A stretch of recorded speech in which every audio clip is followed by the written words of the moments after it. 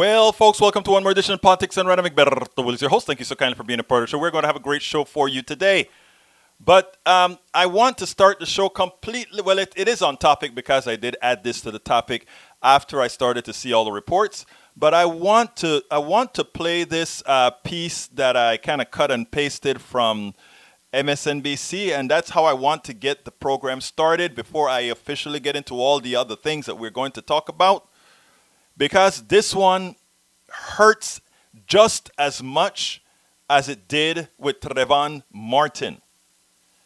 And in effect, it's even worse because this was just somebody jogging. The title of the show today has within it, jogging or running while black. A lot of people, oh, there we go again. No, it's not there we go again. It's there is another innocent black person dead from a gunshot, not even from a cop, from a regular citizen, just like Trayvon. A regular citizen, and which everybody says, ooh, okay, that guy got violent. After we pursued him, he got violent with us. We felt our lives in danger, so we killed him. Look, take a listen to this and then we'll move on from there. Even though a prosecutor says he wants criminal charges considered, no arrests have been made. The video drawing international attention. Ahmaud Arbery, who's African American, is seen running on a Sunday afternoon in February in Brunswick, Georgia. Gregory McMichael and his son Travis, who are white, are in a pickup truck ahead, both armed. Travis fires a shotgun and kills Arbery. According to a police report, the father, Gregory McMichael, a former police officer who once worked for the local DA's office, said there had been several break-ins in the neighborhood, and a man he viewed as the suspect was running down the street. He and his son grabbed their guns and went after him. McMichael also said Arbery began to violently attack Travis. Arbery's mother says her son was just out for a daily jog. He was into fitness, and that's just something that he did. That's something that he enjoyed doing. An attorney for Arbery's family says he was unarmed and tried to avoid the truck. He says there's no evidence to suggest Arbery was committing a crime. Georgia does have a statute allowing citizen arrest. However, you must personally observe the crime.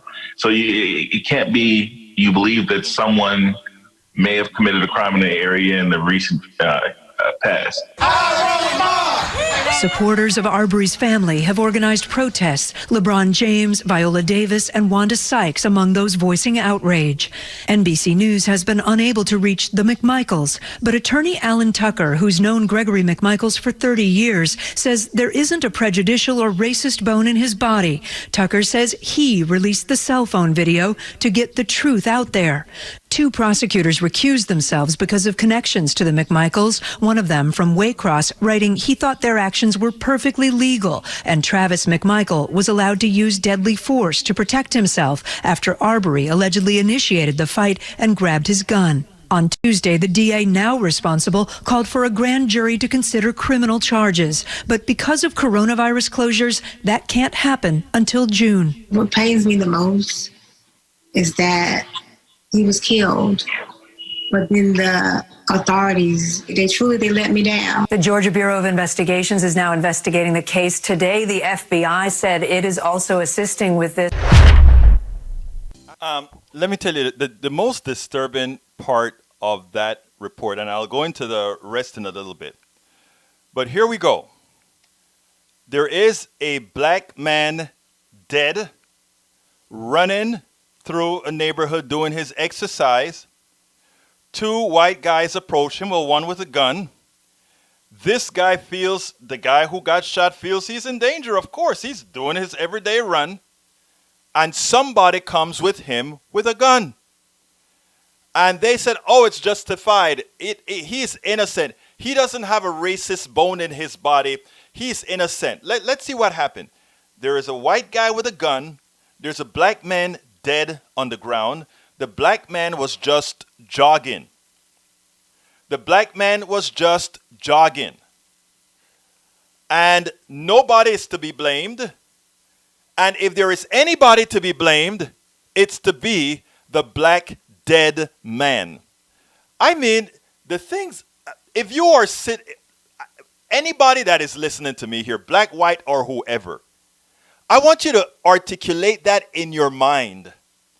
That somebody could come and say, look, I would have understood if they said, I thought he was a thief and I accidentally killed him. I am wrong for assuming wrong. I am wrong for killing him, even though my assumption must have been based on me being a racist or a prejudiced person. But, I can't control that. But I can control the actions. And he kills the guy and then says, but he's innocent because the black guy violently attacked him. The black guy without a gun violently attacked the guy with a gun. So the guy with the gun was justified to kill the guy without a gun. This is America. Running while black, driving while black, all these other things. Let me tell you, I'm going to tell all my white brothers and sisters that are listening right now. You have to do something about this. You have to be the ones that actually, color is a stupid thing. Race is a stupid thing.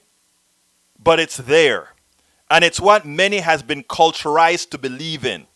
And the fact that these people have in their minds that they can do this mean that it is a culture that tells them it's okay. It is a culture that says one life has more value than another. And a lot of you that are listening here, that's not you. But it is you. Why is it you? Because for those that that have those beliefs, you have to be there to put them straight. How the hell can somebody say there is a dead black man on the ground without a gun just jogging and you are innocent for killing this guy who was defending himself because somebody I don't know, I'm minding my own business and you approach me with a gun? Same thing with Trayvon Martin. Trayvon Martin is off with his hoodie to get some food, and he's on his way home, and somebody is tracking him. If you are walking, I put it in the reverse. If you are walking, and this black guy continues to follow you around, as Trayvon Martin was followed around by this white guy. Oh, they like to, he's Hispanic. No, he's just, look, Hispanic is not a race. Anyhow, and he's walking around and he's walking around. I'm Hispanic. I'm Latino. Come on. All right. So he's walking around and he's walking around. Then he gets killed. And the guy says, well, he was beating up on me, so I had to shoot him. What the hell were you doing following him in the first place? He is in fear of his life himself. He's in fear that some dude I don't know, I'm not robbing or doing anything, and you approach me with a gun. Same thing, this guy is jogging.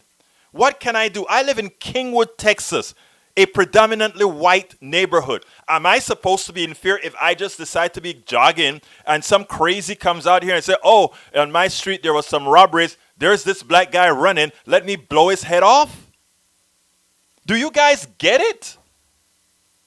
Do you guys get the kind of fear that somebody like myself has to feel when I see things happen like this and then there's no repercussions, and then we're sitting down to see if the FBI needs to come in or if the state of Georgia needs to come in, when there is a dead black guy on the ground, unarmed, jogging, haven't done nothing, and somebody who thinks, oh, I think he's this guy, let's trail him. And not only that, let's record it. This was a lynching. And you know why they felt comfortable to do it? Because we have an environment now where it is okay. You see all those guys with the AK-47s in Michigan. This is okay. You have to understand the mentality. So, when I saw, it is interesting because this happened in February. I'll be frank. I thought I got reports on all these things. I probably just missed this one. But when I saw the report yesterday, I started to look at it and read it, and I just couldn't believe it. There has to be something that I'm missing. There has to be something that I'm not seeing here. Because this just couldn't be. Trayvon Martin was a long time ago. We've learned our lesson. Yes, the cops are still killing black men. Yes, I understand that. I understand that mechanism. I do understand that, okay? These are guys who know they can kill and get away with it. But now the average citizen also can blow your head off and get away with it? Do you understand the danger that black men and people of color should be feeling right now? Do you understand that? And you know, there are going to be those who, oh, you're blowing this out of proportion. No. I want you guys to internalize this. Whatever race you are, as stupid as race is, whatever race you are, you go ahead and internalize that being on the reverse. That there is a black man tailing you, approaches you with a gun. Aren't you going to fight like hell? Because you don't know why you're innocently running, you're innocently walking, and somebody approaches you with a gun? Come on, people. Let's get with the program. Let's start doing this stuff right. I wrote a blog post after Trayvon Martin went through his stuff. I went ahead and I wrote many articles on this. And then I always pointed out, I try to avoid at all cost, as a black man, I try to avoid at all costs any dealings with police officers. I try to avoid them completely. If I'm driving and I see them, my heart is still in my mouth, in my throat. Not because all of them are bad, but enough of them are bad. Enough of them have that gun with a power, something that makes them feel something. And then, of course, they exert that power on folks they think they can get away with doing things to. That's a fact. That is a fact. Okay? So let's be clear. This is something that look, we understand this. But now when it comes from the people proper, we thought Trayvon would have been an example and everybody would be scared because Trayvon wasn't going to be repeated again. And why wouldn't he be repeated? Because people are going to say, we kind of got away with that one. Let's not do it again because this time it's going to be, that is exactly, this one is worst. This was in daylight. And we had somebody taping it. This was a lynching. Somebody taping the damn thing. Okay, I can imagine they didn't necessarily want to kill the dude. They just wanted to see how they could humiliate this guy, and they were going to have it on video. And when he fought back because he was likely scared with somebody with a gun, they themselves then get scared and blow his head off. They deserve to get the death penalty if anybody was to get a death penalty. An innocent man running. And then the state, those officers, all of them should be fired and thrown away as well. If you are a person of color, if you are black, this should send, I tell you what, down your spine. Because what else is there? Just from your being, you are in danger. Just for who you are in danger. Lee Grant says, when I first heard of this, I thought whatever the truth about this unfortunate incident, the spin narrative of this will be raw meat for the press, for leftists, and race baiters. No need to wait for truth. And even if the truth comes out, it will make absolutely no difference to those with political social agenda. Again, all these truths have been there. When Trayvon Martin was killed, we didn't need any, the left didn't have to do anything. It was the truth. He was murdered. When Philando Castile, who had a gun, who told the police officer, "Officer, I have a gun, I have a license for my gun." And the police officer says, "Okay, go ahead and get your license." Before he got a chance to turn and get his license, with his girlfriend in the car, his head is blown off. In Louisiana, the guy is simply not resisting. The cop is, stop resisting, stop resisting. The video clearly shows you nobody is resisting.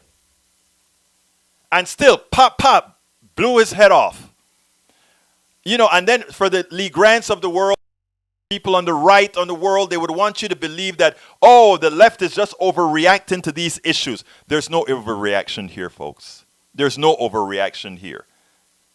It's on video. If even a video is unable to convince you of what's happening to black men and people of color, you need to check your level of prejudice and your level of racism internally. And for those who said, hey, but look at this, 90% of black men are killed by other black men. Oh, no kidding, but 87% of white men are killed by white men. Oh, statistically insignificant. Oh, why don't you complain about the murder rates within the ghettos? Well, why don't you check the murder rates in Appalachia? It's a socio-economic issue clouded by fallacies. Let's be clear, folks.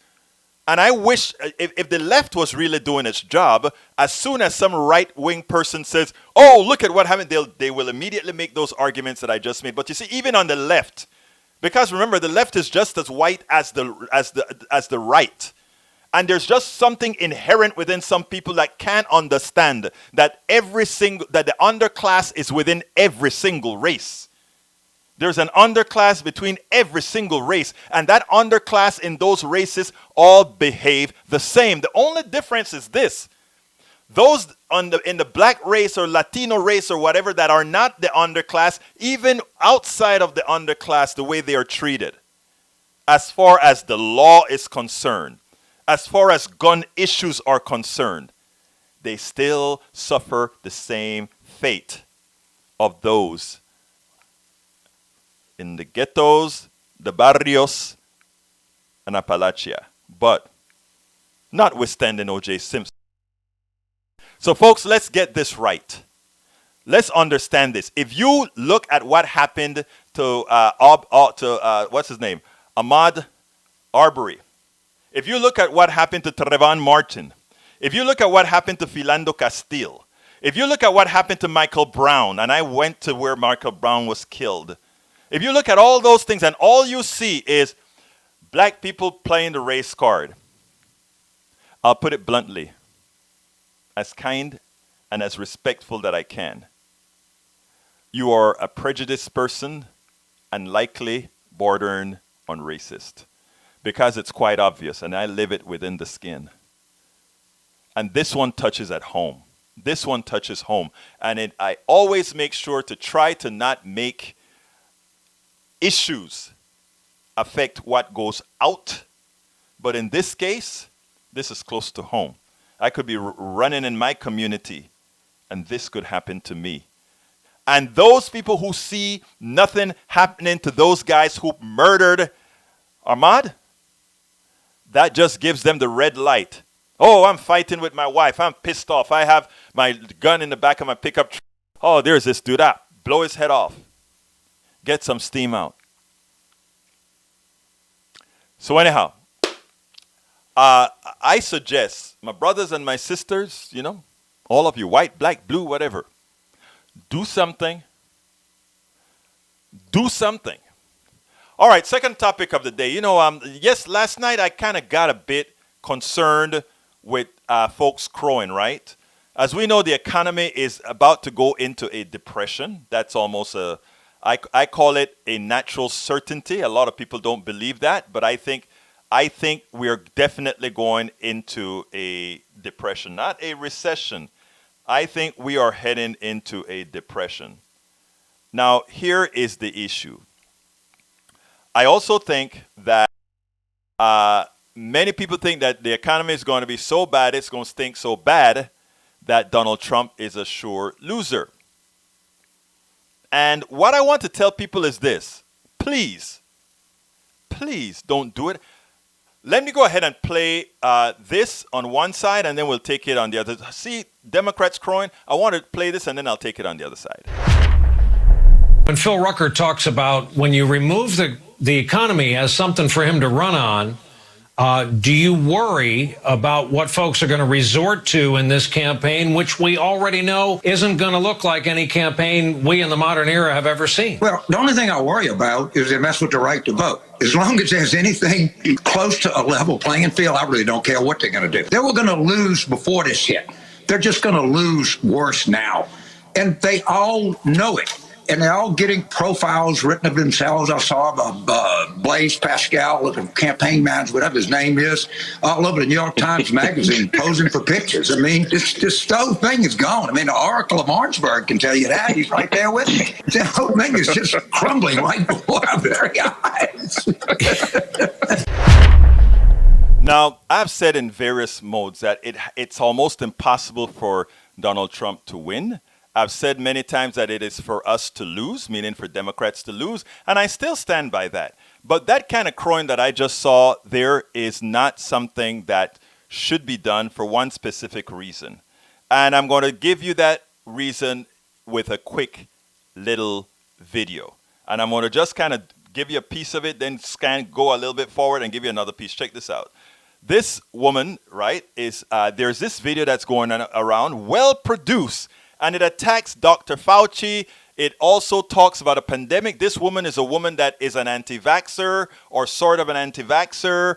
And this is a very well orchestrated video that makes it seem like the coronavirus was out of the labs. And not only was the coronavirus out of the labs, but the coronavirus Dr. Fauci had some thing to do with it. I mean, they covered all their bases to discredit Dr. Fauci and also to make it look like this disaster wasn't man-made. This is it. I just want just a little piece. Let's see if it'll play. I don't know if it'll play or, well, it doesn't look like it want to play, so I'll go ahead and let it go. But what I want you guys to understand is there is a concerted effort to rehabilitate what has happened in Washington with this pandemic. And it's not going to work with a lot of people. Smart people I shouldn't say smart, that is condescending. People that are politically aware will automatically understand what this video is. This video, I can't remember the title. The video is called, they call it Pandemic, the Plandemic Movie. The Plandemic Movie. The thing about this video, right, is it's well designed and it's there to cover all the bases. It attacks Fauci to diminish him. It tells a lot of truths are in that video. The pharmaceutical companies are evil. The universities are starting to get a whole lot of patents so that they can then sell it off to these capitalist companies so that they can then turn it into product and rip you off dry. So it is a cycle starting from the universities getting grants, getting patents, selling the patents or licensing the patents and making a whole lot of money for those researchers, right? It's a regular capitalist thing. And it's university joining the capitalist domain as well. But not because the pharmaceutical companies are evil. Not because certain sectors within the university systems are evil and profiteering on your backs for things that you've already paid for. Does that mean that a coronavirus or a vaccine for the coronavirus shouldn't be taken or won't be any good or anything like that? Two things can be mutually exclusive. And what we have to do, first of all, the first intent of this video is to correct or fix Trump's problem. That is the first intent of that video. That intent is to absolve Trump of the disaster that he's created by causing this depression that's going to occur and by causing the deaths of tens of thousands of American citizens. That's what that video does. And it is effective. So my warning to all of those who are crowing because right now it seems like we're going to take the Senate, we're going to win the presidency and all of that, that is only true. That is only true if we do our job and match every video that comes out like this with one that counteracts it. It is only right if within our frame, if you're sharing politics done right, that there are more people who are kind of made aware of this kind of stuff. If you're sharing a whole lot of stuff, that is how we are going to make the change. But just sitting back down there and say, oh, the economy is cratering, great for Trump losing, it ain't going to happen like that. Trump can still win because there are enough lefties, my left brothers and sisters, sending me this video, believe in this video. Oh, wow, check this out. I mean, it fits a lot of those of us on the left. We know the pharmaceutical companies are evil. We know that we're double paying because of patents and all of that. We know that, and it's the things that we fight against. So what this video was designed to do was to drag some of the less politically aware lefties into their domain, and that absolved Trump.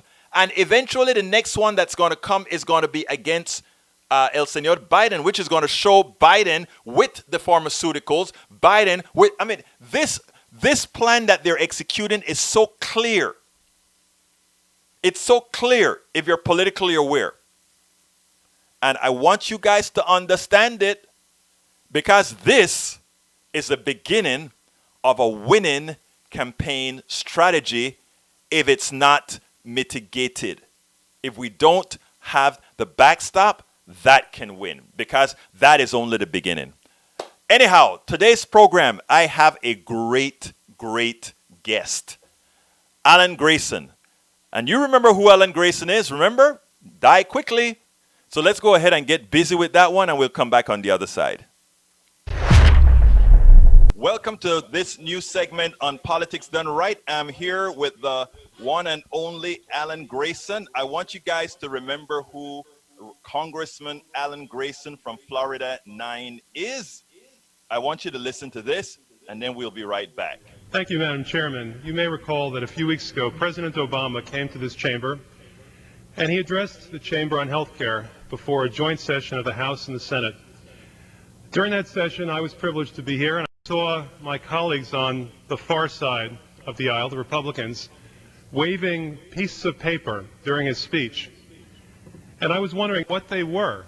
I couldn't imagine. It almost seemed like they wanted President Obama's autograph. I just didn't get it. I heard from one of my colleagues that this is what they called the Republican health care plan. I went over after the speech was over. I picked up a copy that was lying down on the Republican side, and it turns out that the Republicans' health care plan was a blank piece of paper. I inquired further, trying to find out exactly what the Republicans' health care plan is, and it's my duty and pride tonight to be able to announce exactly what the Republicans plan to do for health care in America. It's this. Very simply, it's a very simple plan. Here it is, the Republicans' health care plan for America. Don't get sick. That's right, don't get sick. If you have insurance, don't get sick. If you don't have insurance, don't get sick. If you're sick, don't get sick. Just don't get sick.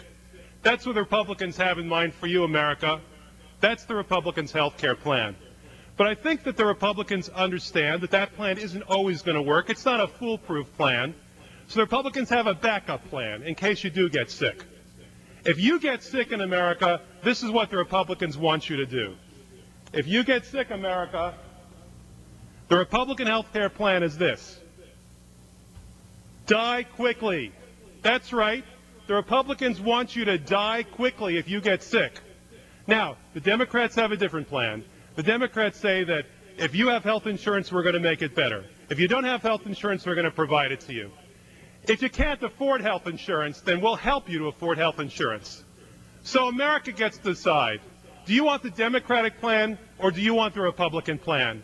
Remember, the Republican plan, don't get sick. And if you do get sick, die quickly. Welcome aboard, Congressman. How are you doing today? I am doing fine. How about you? I am doing great. You know, I've always been like a follower of what you did. A few years ago at Netroots, I kind of held you down and got an interview out of you. But I think it was, if I remember correctly, right after you gave that great speech on the floor. So beforehand, let's remind America what it was like in those days when you had to come out and say what you said on the House floor. Well, the day before, President Obama had given a speech, and he said, as he often did to the Republicans, I want everybody's best ideas. If you've got ideas, I'd like to see your ideas. And the Republicans started to wave something in the air. It looked like some kind of, I don't know, binder or something. I didn't know what it was. I'd never heard that the Republicans actually had a health care plan.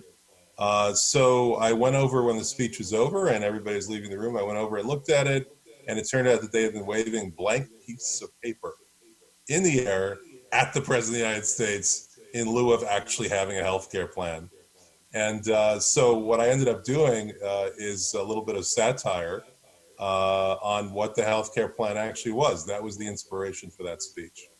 Well, I mean, when you say they want you to die, but not only die quickly, You're calling it satire now, Congressman. I am sorry, but I am in strong disagreement with that. I don't think it is satire, and I think what Donald Trump is doing right now proves it's not satire. What do you say about that? Well, yes. I mean, unfortunately, the truth has remained true for all too long. And right now, there's a national crisis over this specific truth. The Republican coronavirus plan is don't get sick. And if you do get sick, die quickly before you infect too many others.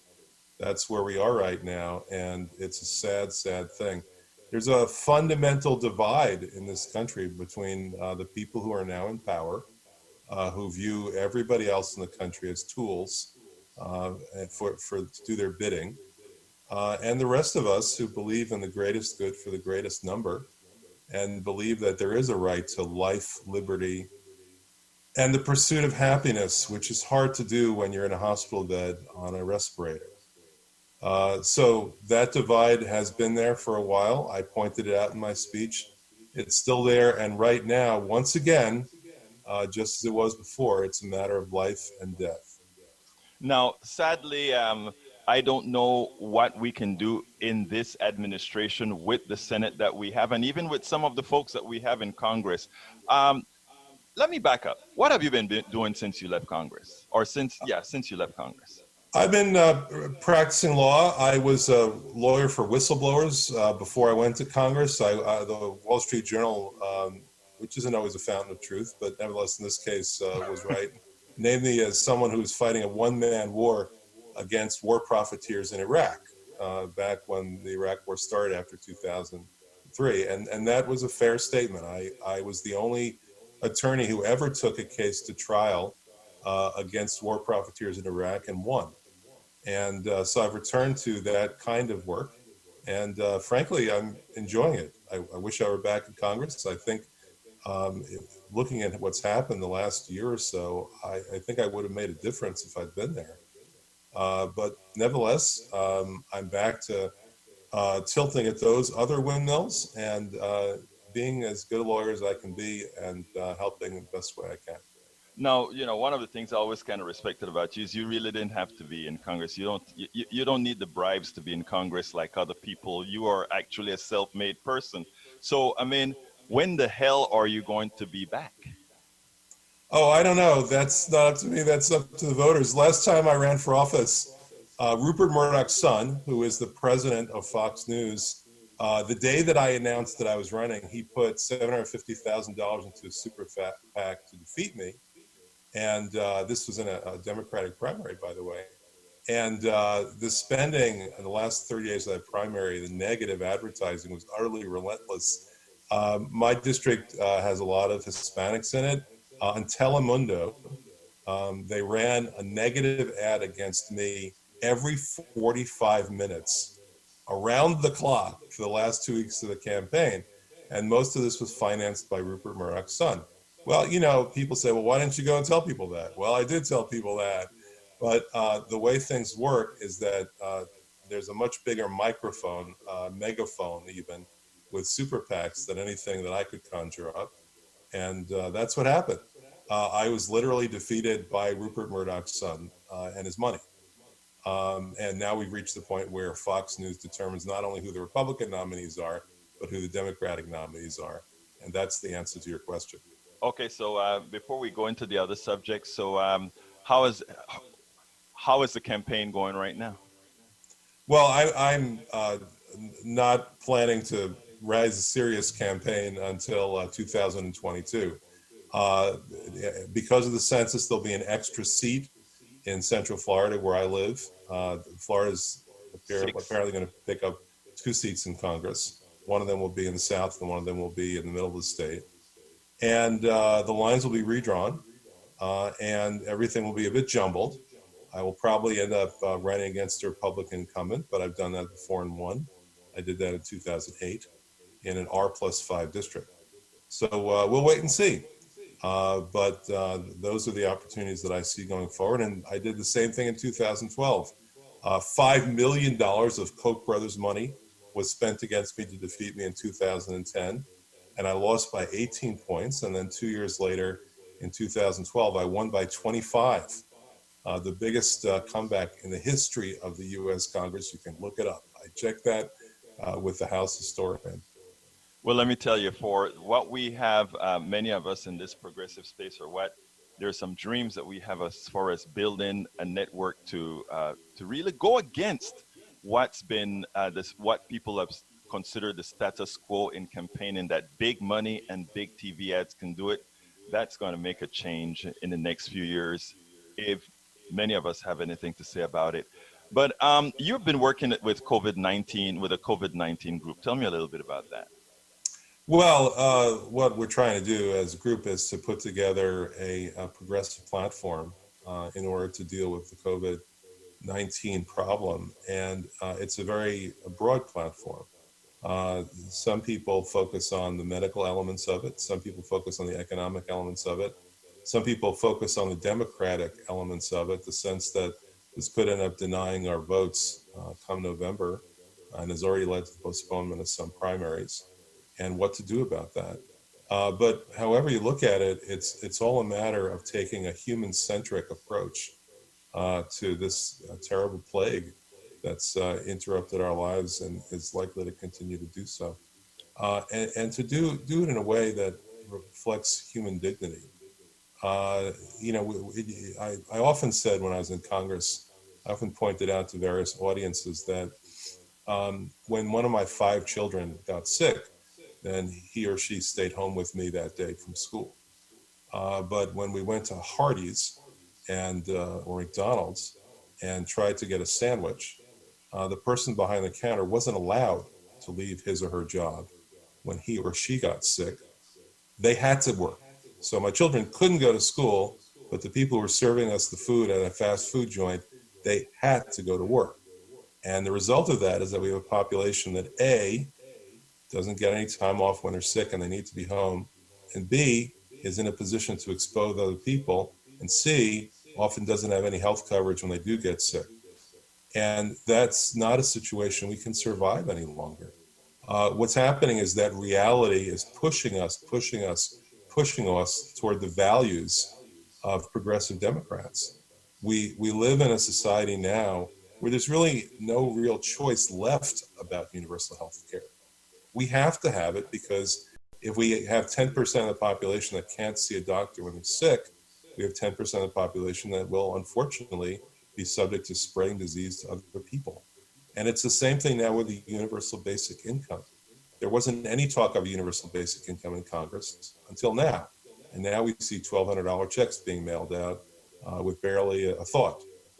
And what's happening again is that reality is pushing us toward progressive democratic values in so many ways. You're going to see that continue. You're going to see that continue with voting, with childcare, with all sorts of issues that we've been wrestling with, because this is what reality wants, and that we're all going to have to adapt to it. It's ironic that it was Mr. 47% who first suggested UBI in the Senate, isn't it? What can I tell you? Life is full of ironies. You have to roll with it. Well, you know, like I said on several of the shows, don't look at that as a change. Look at that as survival of the 1%. That's the only reason we got that, because we just about had to find a way to take us over till we figure out exactly what we're going to do. Now, it's interesting because in as much as everything that you just said is correct, my problems or my concern is that we still have to win the message war. People are getting all this sort of information over the internet these days. I've just been fighting some videos over the last several days from people who they know that they're in dire straits. They know that. But there's this information coming down saying, but if we do it your way, these are the problems. We have so much to counteract, not only from reality, but from the false reality that these guys are creating. Well, here's the sad and overwhelming truth. America has more COVID-19 deaths than any other country in the world. None of those deaths are faked. None of those deaths are made up or artificial. In the same way that From politics, I have the scars on my back to show the whipping that I've gotten in various times over the years from various people. Some of them are on our side, supposedly. In the same way, we have the graveyards, the full graveyards, to show the real effect of this crisis on us and people whom we know and people whom we love. And we also have examples around the world of other places with actual true leadership who pay attention, think about the problem, do what needs to be done, and get the job done.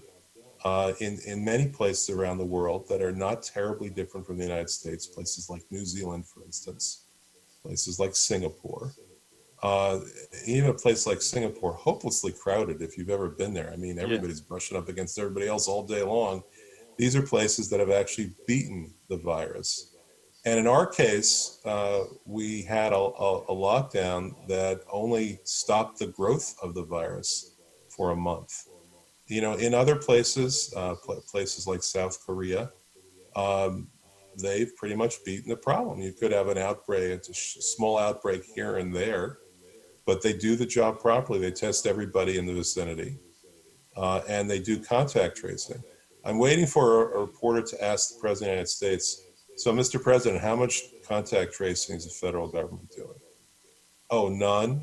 Why is that? Why aren't you doing anything? There is, you know, how shall I put this? Common sense solutions to this problem that involve testing, that involve serious quarantining, that involve contact tracing, that involve better treatment so that the system doesn't get overwhelmed. There are solutions to these problems that would literally keep people alive, and they're not being done. We have a fool for a president. He's the oath of office.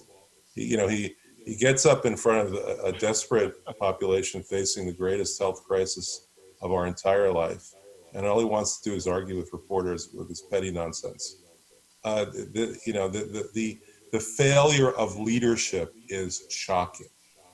It is probably the greatest failure of leadership that you could find anywhere in the world for the past 50 years.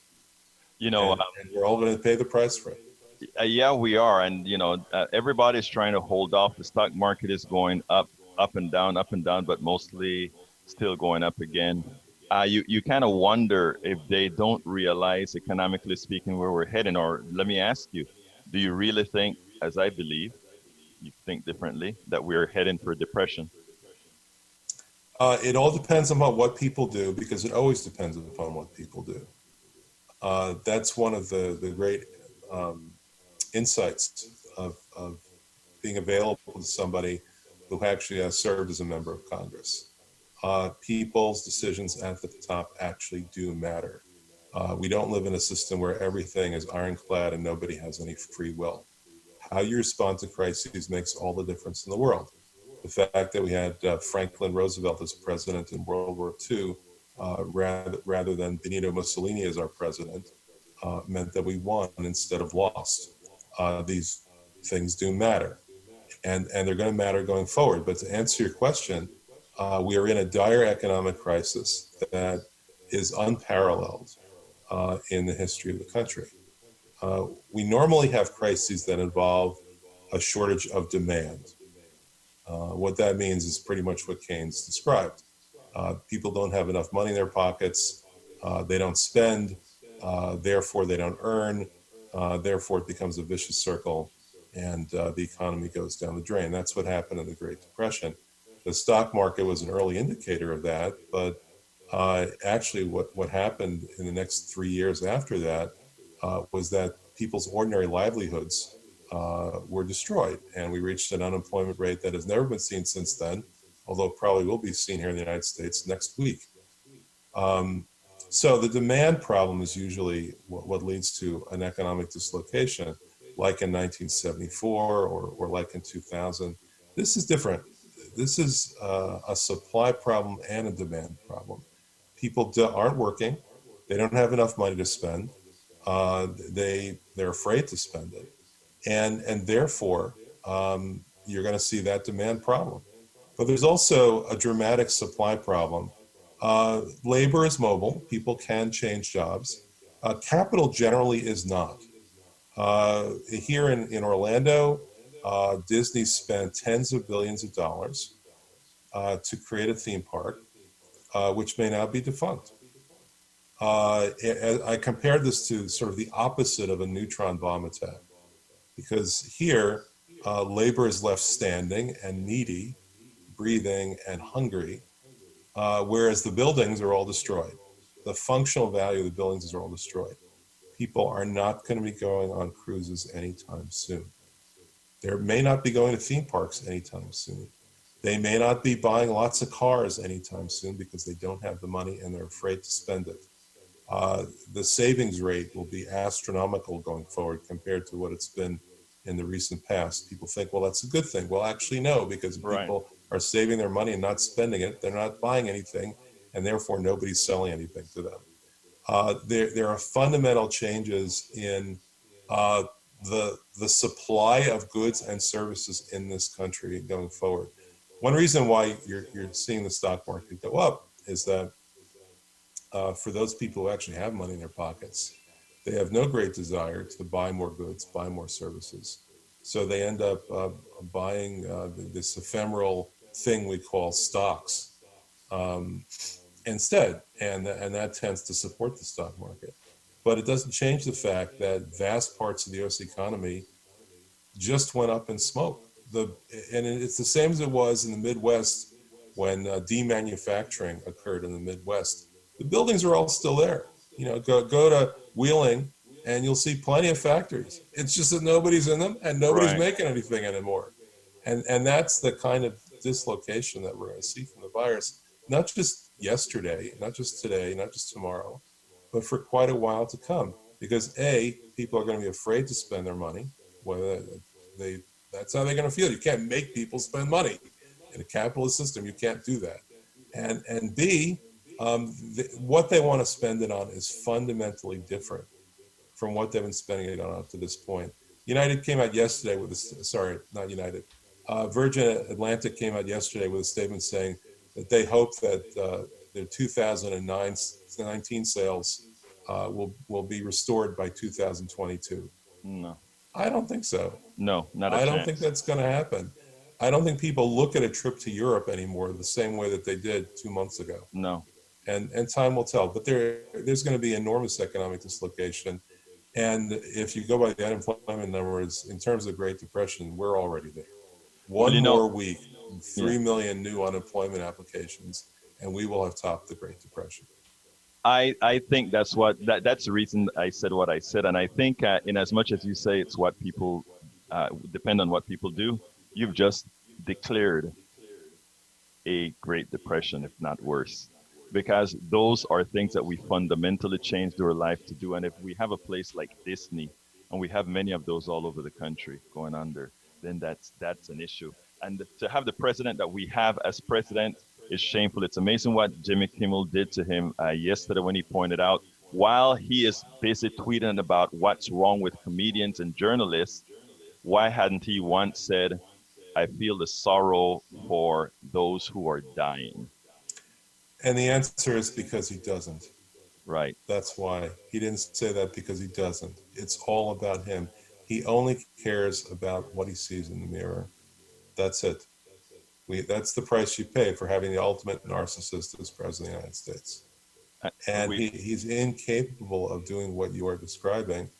You know, to listen to him talk about the victims of COVID-19 is roughly the same as watching me on a skateboard. I just can't do it. Okay? I just don't know how to skateboard. I'm sorry. And it's the same thing with him. He'll take a stab at it from time to time, but he's an utter freaking failure. Like that one. It's an utter failure. Yeah. Anyway, Congressman Grayson, in closing, tell me something that I haven't asked you that you want to get out there into the ethos. Right. Well, we talked a lot about the problem, but what about the solution? The solution is simply equality. All of the problems that we've been facing in this country during your life and my life, certainly for at least the past 40 years, have been a function of one underlying problem, and that underlying problem is inequality. That's the real problem. And we cannot afford to allow that to continue any longer. The only way that we can protect people effectively from the COVID virus is that everybody has health coverage. The only way that we can keep people from starving or becoming violent is if we have a universal basic income. The only way that we can pay for all of this is if we see to it that rich people pay their fair share in taxes. So having a progressive tax system. All of the progressive solutions that have been on the table for 100 years now, going back to the progressive platform of the Progressive Party in 1920, all of those things are now a dire necessity. The difference between life and death. And you know, all through my political career, I've heard people say, well, you ought to compromise. You know, you ought to meet the other side halfway. Well, there is no compromise between life and death. And that's what we have to decide now. Are we going to have a policy that actually exalts the dignity of ordinary human beings, or are we simply going to keep handing out trillions of dollars in corporate welfare and hope for the best? And I know which side I'm on. Former Congressman Alan Grayson, one of the members of the progressive team. We are going to make a difference and we're going to make a change. Thank you, Congressman, for giving me this opportunity. Thank you. It's been a pleasure. Okay, I hope you guys enjoyed that one. We did that this morning early to kind of the match time, etc. All right, let me go ahead and salute all the great people that are in here. Let's start with Michael Rudnin. Welcome aboard. Patricia De Galani. Simone Morgan. Let's see. Who else is here? Bruce Pollard. Derek Bell. Kathy C. Courtney. William Gretschman. Lee Grant. Let's see, if I miss you, forgive me. Mike Cisak, para ver quién más estoy con aquí. Derek Bell, I think I called you already. Curtis Jacobs, Sandra Anglade, Roberto Luis, mi panameño favorito. Daniel Ledo, Marie Carmen Gabaud Camo, welcome aboard as well. Let's see, Lee Grant, Sandra Glade, I think I got you too. And if I miss you, just tell me I missed you and I'll call you, give you a shout out. Let's see who else is here that I'm missing. Okay, I'm going to start from the bottom and go up for about 4 minutes real quick. Simone Morgan, Teston, I see you. Okay, Norman Reynolds, welcome aboard. The likely choice for most folks that don't have is a resistance movement. Exactly, brother, exactly. Para ver. Lee Grant says, has anyone here received any Trump Corona bucks? Funny. Okay, let's continue. Let's see what else I need to come up. I'd seen one that I wanted to answer real quickly. All the rest I could answer. Otherwise, Crystal Ball Rising talk. I love that find. I hadn't listened to that show. I guess that's today or yesterday. There's this thing called growth, right? All the stock market is based on growth. That's why they can claim it is okay that it's not gambling, because they're looking at future growth. And because they're looking at future growth, the price of the stock does not have to equal the capitalization of the company plus whatever goodwill that quantifiable goodwill that you can get, right? Well, it's BS. And Crystal Ball, if I understand what you're saying right there, Radnin was absolutely right about that. We have to get around. What is wrong with you saying, I am making a product, I have a constant rate of profit of, let's say, 10% on the product. I can feed my families, I can do my charity work, I can do all these things and keep it steady state. If you have a company that is doing that stock market, that stock price flattens. And not only does it flatten, it can fall below the actual capital value of the company. That's how crazy our financial system is. How sick it is. How inhumane it is. It's not a real system. It's a figment of some fat cat's imagination to rip you off. AVQ, I don't think I told you hello. AVQ, welcome aboard. Para ver. Singapore, Taiwan, Hong Kong, Japan, and South Korea responses were successful. Of course, they did it right. But again, folks, I want all of you that are listening to me here. There's a video going around that tries to make believe that somehow this virus was created in a lab, and if it was put out by the Chinese, and that is the reason we're in the state. Don't let your people continue to promote that crazy stuff. It has a lot of, believe it or not, that video does have some good information in there. When it talks about the patents, they're correct. When it talks about the pharmaceuticals, they're correct. But don't let them create the false equivalence. Things do not have to be mutually exclusive. The pharmaceutical can be a piece of crap that does evil, but at the same time, the vaccine that they made that was created with your tax dollars is just fine. So let's not allow them to screw with our thinking process. We can chew gum and walk at the same time. We can do many things at the same time. I got to close us out here now and ask you to become contributors. I want anybody that's listening to me, consider becoming a patron of Politics Done Right. What that means is that you just go ahead and sign up at patreon.com. And let me give you that link. That by becoming a patron, you are ensuring that we can continue to get all these great guests and promote all the stuff that we promote. Go to Patreon, patreon.com/Politics Done Right. That is, again, patreon.com/Politics Done Right. That is how we get things done. You can also, if you just want to do a contribution or you want to do however you want to do it, you can also go to paypal.me/Politics Done Right, paypal.me/Politics Done Right. And then, of course, you can go to our store. Our store is store.politicsdoneright.com. And what can you get at our store? Check out the screen. If you're not listening on podcasts, look at the screen. You got our t-shirts, you got our cups, you got our books. As I see it, Class Warfare, the only resort to right-wing doom. If you really want to get a little information on how our economy really, por favor, esto es la forma en que funciona nuestra economía de verdad. That is how our economy really works. We learn about patents, all that kind of good stuff. And it's easy to read, easy to understand, and you can become an expert by checking this stuff out. You know why? Because the economy is not complicated. You know what is complicated within our economy, brothers and sisters? They have to make our economy complicated so they can rip us off. But ultimately, an economy is just this. I have a product to sell, and you have the money to exchange for that product. That is what an economy is. So please don't let anybody try to tell you otherwise or try to tell you, oh, it's complex. You know, we could talk about Keynesian economics and we talk about the Laffer curve and we talk about all these kinds of issues. I discuss that in the book. But the reality is I show you how simplistic and how easy these things really are. They make it seem difficult because they need you to believe that you don't know what you really know. But I'm here to tell you we are all in this together. So please, folks, go ahead and please become a subscriber. A subscriber, go to patreon.com/Politics Done Right. patreon.com/Politics Done Right. Or go to our PayPal, paypal.me/Politics Done Right. Or go to our store, get a t-shirt, get a cup, get our book.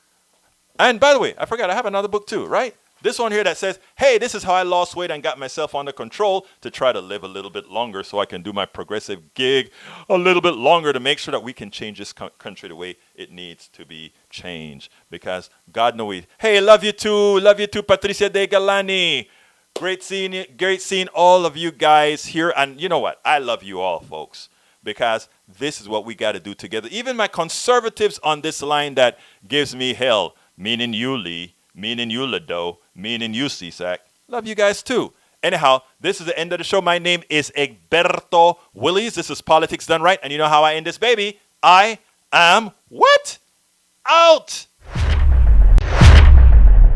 I'm Egberto Willies, host of Politics Done Right, an independent news program. I post several news videos of interest every day. I ask you so kindly to subscribe to my channel. And please leave me some comments. Thank you very much.